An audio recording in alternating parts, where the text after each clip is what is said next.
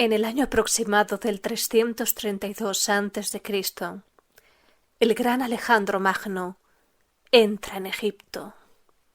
Allí se desplazará de Menfis al oasis de Sigua, en concreto a un oráculo del dios Amón.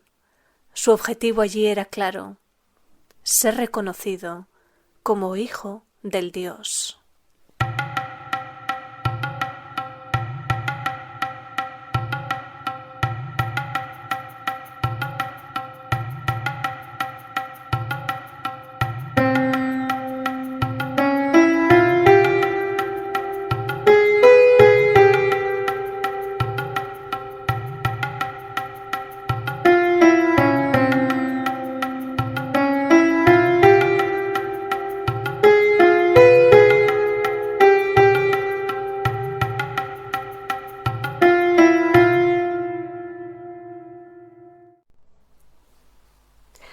Hola, bienvenido a todo el mundo al Soplo de Heket, y hoy vamos a hablar de un lugar apasionante y alucinante como es el oasis de Sigua. Pero antes vamos a recordar un poco como en el vídeo anterior hablamos de ese descubrimiento, de ese escondrijo de Deir el-Bahari, el DB320, que si no lo habéis visto os recomiendo que lo veáis y os suscribáis al canal.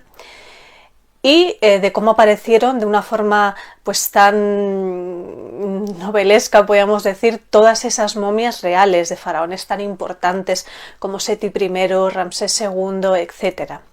También cabe destacar que existe otro, podríamos decir, no sé si escondrijo o reubicación de momias reales, que fue la KV35. La KV35 era la tumba originaria de Amenhotep II. Y ahí pues también durante el tercer periodo intermedio, igual que en el escondrijo de Deir el-Bahari, el 320, pues en este caso nos encontramos a faraones como Tutmosis IV, Amenhotep III, el hijo de Tutmosis IV, es decir, el abuelo y padre de Ajenatón. Tenemos aquí más a Meremtam, a Septam, a Seti II y una mujer que es posible que sea Tausert, esta última gobernante de la dinastía 19, y también estaba Seknag, que es su sucesor, el primero de la 20, el padre de Ramsés III. Bien, pues en esta KV35, que está también como en una esquina ahí, en una parte, depende cómo veamos el mapa, pero sí que estaría como más alejada, pues también hubo esta reubicación de momias en el tercer periodo intermedio. No se descubrió de una forma a lo mejor tan pues tan espectacular como fue la de B320, pero también existe esa otra reubicación de momias en este tercer periodo intermedio, con lo cual ahora vemos que en la época que vamos a hablar ahora con Alejandro Magno y luego evidentemente toda la Ptolemaica, etcétera, en esa época en Tebas la mayoría de estas tumbas reales ya estaban saqueadas. En esa época ya no estaban la mayoría de faraones en sus tumbas originales y todas esas riquezas pues ya habían sido usurpadas, podríamos decir. Luego también, como dato curioso, me ha recordado que Tutmosis IV estaba en esta KV35 reubicado, en la original de Amenhotep II, la original de Tutmosis IV, o sea, abuelo de Ajenatón, sería la KV43. Esta tumba, la KV43, pues para los amantes también un poco del misterio, ha sido reabierta hace poco, ha estado durante muchos años cerradas y está la leyenda popular de que había una especie de, podríamos decir, fantasma, o como en el mundo musulmán, sobre todo en las áreas desérticas, se les llama jinns, esos famosos jinns o genios de la lámpara, como esa que está ahí, o también afrits, serían como fantasmas o entidades espirituales del mundo musulmán. Entonces muchas veces si vais a Egipto, los gafires o los guardas de las tumbas, a lo mejor si os van a abrir una tumba que suele estar cerrada, algunos, no todos, depende de las creencias de cada uno, a veces suelen hacer pim pim y llamar un par de veces o tres antes de entrar, como símbolo de respeto, como para pedir permiso a los posibles afrits o jinns o espíritus que allí se hallen para poder entrar. Pues en esta tumba original de Tutmosis IV, aunque Tutmosis IV aparece en ese otro, aparece la de Amenhotep II, en la original, que es la 43, ahí hasta muchos años cerrada, pues porque muchos gafires no querían entrar. Mucha gente dice haberse encontrado con lo que parece ser el fantasma o el espíritu de una mujer, e incluso una mujer aseguró que incluso llegó a tirarla del pelo. Esto llegó a los medios egipcios y no sabemos si por este tema o bueno, también porque igual no es tampoco una de las tumbas fundamentales o principales que existen en el Valle de los Reyes visitables, se cerró durante muchos años y ahora la han reabierto hace poco, así que es un buen momento si vais por allí para a lo mejor entrar si os apetece y ver qué pasa. Egipto posee un número de oasis impresionantes, ya no solo por su riqueza natural de ser lugares absolutamente paradisíacos, sino por tener una historia alucinante. Tenemos muchos y de hecho ahora son lugares además que no suelen estar masificados por el turismo, que se empiezan a conocer un poco más ahora, y tenemos pues, por ejemplo el mítico oasis del Fayum, el de Bajarilla, o tenemos este que es el de Siwa. El de Siwa es un lugar que a mí siempre me ha parecido alucinante, al que todavía no he estado, pero vamos, es uno de mis próximos destinos. Y este oasis que se encuentra ya, se encuentra pues en pleno desierto, muy cerca ya de lo que es Libia, aproximadamente a unos 50 kilómetros de la frontera, en el borde de lo que llaman el Gran Mar de Arena. Y tiene una particularidad y es que aunque está en pleno desierto, está digamos por debajo del nivel del mar, con lo cual tiene muchísimos ríos subterráneos, manantiales de agua dulce, más de 200. Es también muy famoso, sonará porque bueno, se ha vuelto como conocido pues, en Instagram, los instagramers, tiene unas famosas, digamos, como pozas de sal, que realmente pues, hay una compañía de sal trabajando, y que son la verdad es que de un agua cristalina y son espectaculares. La gente flota, o sea, tienen mayor concentración de sal que el mar muerto, pero es un lugar que tiene unos lugares impresionantes, tiene muchos de estos manantiales. Pues podemos ver la antigua fortaleza de Sali, también la montaña de los muertos, donde hay muchas tumbas, sobre todo ya de época tolemaica y romana, y uno de los lugares más impresionantes e importantes a nivel histórico sería el oráculo de Amón en Siwa, o también llamado de las revelaciones de Amón. Este oráculo, donde pues había sacerdotes del dios Amón, era un lugar popular al que pues, acudían también faraones pues, para pedir consejos, revelaciones de Amón, y donde ocurrió un hecho histórico muy importante. O sea, si tenemos cuenta ese lugar paradisíaco, ese oráculo en la colina rodeado de palmerales, en un lugar alucinante que tiene unas puestas de sol flipantes, pues nos imaginamos en esa época este momento.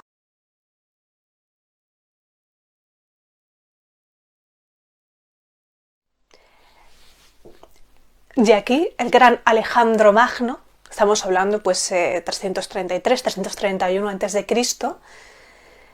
va a tomarse un mes para viajar desde Menfis, la capital del reino antiguo, pues cerca de lo que sería el Cairo, en el norte de Egipto, hacia el oasis de Siwa. Y su propósito al viajar a este mítico y maravilloso oasis es ser reconocido por los sacerdotes que allí se hallaban, del dios Amón, como hijo del dios Amón. Y lo que nos cuentan las fuentes, en concreto nos vamos a Plutarco, sería que cuando Alejandro Magno llega por fin a Siwa, a este oráculo de las revelaciones del dios Amón, es recibido por el sacerdote principal y allí es recibido con algo que se podría entender como Pai Deu, algo así como mi hijo o hijo de Dios. Y por lo tanto se entiende que Alejandro Magno consigue pues, el propósito al cual va ese oráculo, es ser reconocido como hijo del dios Amón. Y por lo tanto podría decirse, al ser hijo del dios Amón, sería algo así, entre comillas, como un faraón. Y aquí, con este reconocimiento de Alejandro Magno como hijo de Amón, a partir de ese momento las monedas que se acuñan con su cara aparece como con cuernos. Esos cuernos de carnero, recordemos que el carnero es el símbolo del dios Amón. Amón-Ra, el oculto, ese dios principal en el Reino Nuevo en Tebas.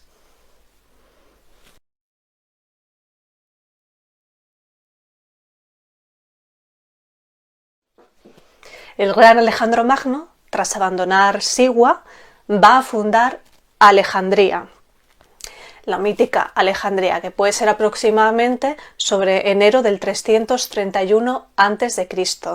Esta Alejandría, bueno, será una de las muchas ciudades, aproximadamente 30, que tuvieron ese nombre de Alejandría, fundadas por Alejandro Magno. Alejandro Magno se muestra como un faraón después de este reconocimiento por parte de los sacerdotes como hijo del dios, y entonces, por lo tanto, gozaría de una titulatura real de faraón, que sería esta, con ese Setepenra Meriamón, Alejandro.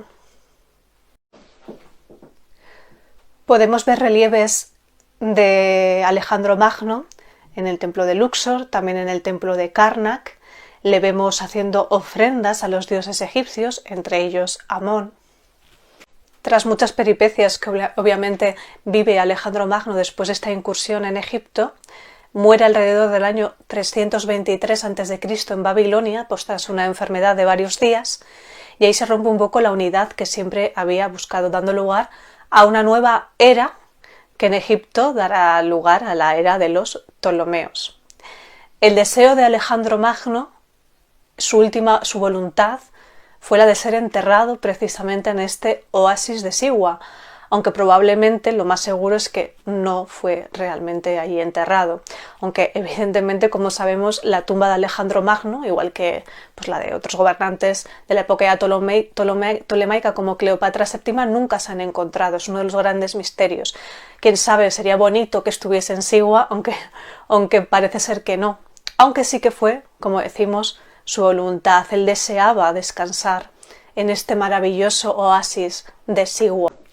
Este ha sido un muy breve recorrido por este paso del gran Alejandro Magno por un lugar tan impresionante en Egipto como es este oasis de Siwa, que es uno de los últimos reductos bereberes, que paisajísticamente es una pasada y que conforma, junto con otros oasis que existen en Egipto, lugares maravillosos, ya no solo por su belleza, sino por la historia que albergan. El oasis de Siwa ha sido un lugar muy importante a través de la historia por ser un lugar estratégico también.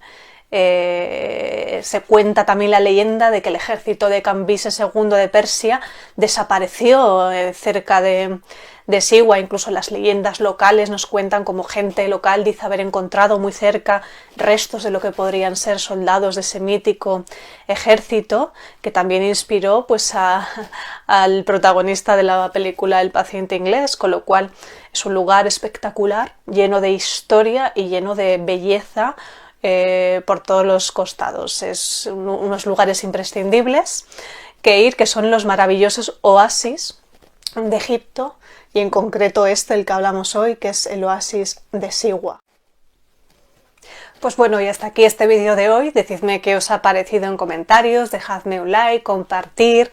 ¿Conocíais este maravilloso lugar? Estaría bien, ¿por qué no hacer algún día un viaje del soplo de Heket a estos lugares tan increíbles? Sin más, me despido por hoy, espero que os haya gustado y nos vemos muy pronto en un próximo vídeo con más historias del Antiguo Egipto. Nos vemos.